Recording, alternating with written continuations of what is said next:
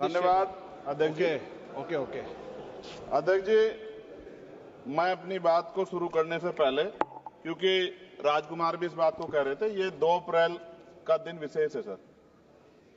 मैं जेल में था सहारनपुर, 2 अप्रैल 2018 को आंदोलन हुआ, 13 नौजवानों ने शहीदगी दी सर।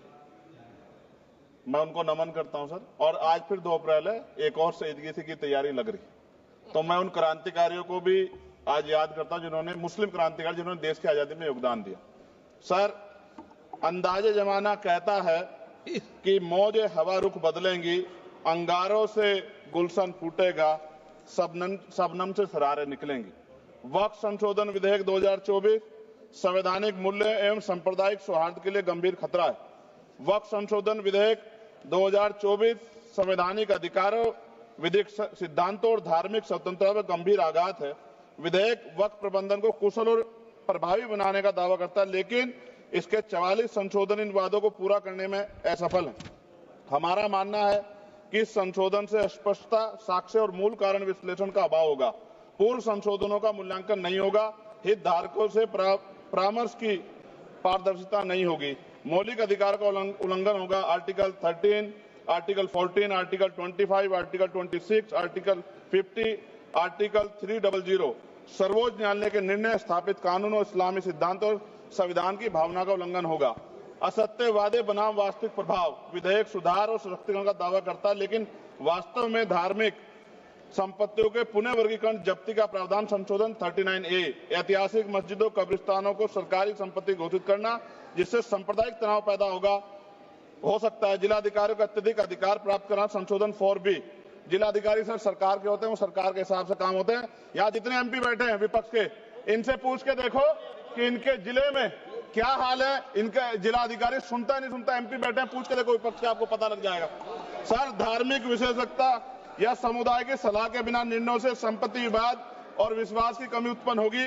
ट्रिब्यूनल की शक्ति कमजोर करना और मुस्लिम प्रतिनिधित्व हटाना, संशोधन 10B। धार्मिक कानून की त्रुटिपूर्ण व्याख्या और पक्षपाती निर्णय, दानकर्ता इच्छा की उपेक्षा व धार्मिक स्वतंत्रता का हनन, संशोधन 5A। दानकर्ता द्वारा समर्थन वापस लेना, जिससे सामुदायिक संस्था कमजोर हुई। गैर मुस्लिमों द्वारा स्थापित वक्फ सुरक्षा समाप्त करना, संशोधन 104 की समाप्ति। अंतर धार्मिक सौहार्द प्रभावित होगा सर। सदियों पुरानी धार्मिक संपत्तियों पर सीमा अधिनियम लागू करना, संशोधन 27B। कब्जा की गई संपत्तियों की स्थायी हानि, धार्मिक विषयों को दरकिनार कर वक्फ निर्धारण करना, संशोधन 6C। धार्मिक ज्ञान के अभाव में संपत्तियों गलत वर्गीकरण, पंजीकृत वक्फ घोषणाओं को अपराध घोषित करना, संशोधन 312। भय के माहौल में धार्मिक दान में गिरावट, मनमाने सर्वेक्षण को और वर्गीकरण की अनुमति देना, संशोधन 8A। धन्यवाद वकील साहब। सर, अभी पूरा दो जाने दो। सारी धाराएं पढ़ दोगे आप तो? सर, 2 मिनट में खत्म करूंगा और ये इंपॉर्टेंट है सर, मौका दीजिए सर। बिना जवाबदेही के बड़े पैमाने पर वक्फ संपत्तियों का पुनः वर्गीकरण, प्रशासनिक भ्रम और प्रभावशीलता को नुकसान पहुंचाना, संशोधन 12D। कानूनी विवाद और कुप्रबंधन को वक्फ बोर्डों की विश्वसनीयता का नुकसान, अस्पष्ट आधारों पर राज्य द्वारा वक्फ बोर्ड को भंग करने का अधिकार, संशोधन 3C। राज्य के व्यापक विरोध प्रदर्शन धार्मिक लक्ष्य का लक्ष्य, सार्वजनिक हित के नाम पर वक्फ प्रशासन पर पूर्ण नियंत्रण, संशोधन 37C2। व्यापक स्तर पर अशांति विरोध प्रदर्शन, कानून व्यवस्था की गंभीर स्थिति।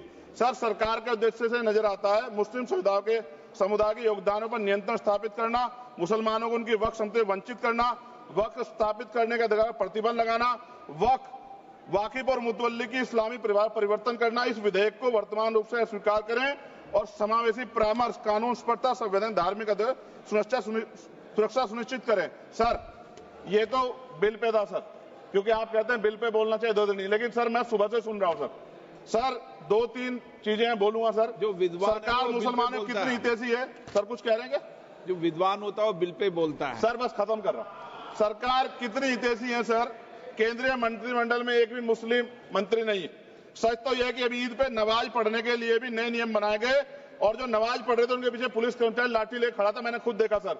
अगर सरकार इतनी देर सच्चर कमेटी की रिपोर्ट पर चर्चा कराएगी, बिल्किस बानो के आरोपियों का जेल से बाहर आने के बाद स्वागत किया गया सर। मुसलमानों की जमीन की बात है, SC/ST की जो जमीन है वो छीनी जा रही है सर। कानून से ऊपर उठकर मुसलमानों घरों पर बुलडोजर चलाए गए, सबने देखा। सुरक्षा की बात करते हैं, लिंचिंग की गई, मुसलमान मारे गए सर। कावड़ यात्रा में गरीबों के ठेलों पे सुप्रीम कोर्ट ने ऑर्डर किया कि नाम मत लिखवाओ, देश को मत तोड़ो। अंत में सर बात निकली है तो दूर तक जाएगी। पार्टी सरकार के नेता यात्रा निकाल के कहते हैं मुसलमानों को भगाओ, और कई एक मुस्लिम एमपी पिछली बार सर उनको क्या क्या शब्द निकाले, कोई निंदा नहीं हुई सर, और उसका प्रमोशन हुआ। और कभी आपके नेता कहते हैं सरकार गोली मारो, और आप हिंदू राष्ट्र की बात करते हैं सर। मेरा यह कहना है सर, मैं इसका पुरजोर विरोध करता हूं और अपनी एक शायरी के साथ खत्म करूंगा। तो बहुत सुनी मैंने आज दोनों तरफ, जब तक ना बदले जालिम हुकूमत का मिजाज, एहतजाज एहतजाज एहतजाज, और ये तब तक रहेगा जब तक सर अपनी सरकार सोच नहीं होती। धन्यवाद सर।